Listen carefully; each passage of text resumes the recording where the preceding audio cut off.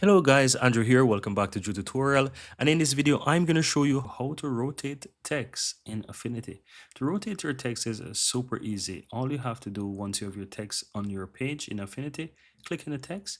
And if you look to the top right here, you will find a little, let's say, round icon here, right? Or whatever you call it.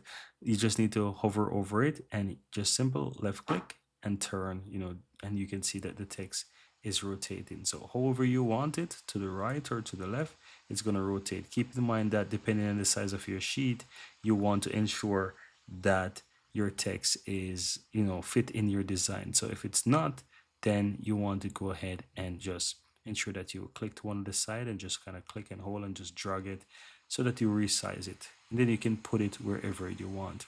It's important to know if you want to make the text straight, so you want to ensure that it is a 90 degrees. So once it is in 90 degrees, you can be sure that it's in a straight line, right? So once you can measure to a 90 degrees angle, you can see that it will be in a straight line. So depending on how you want to position your text, just ensure that you adjust it and change it to whatever you want.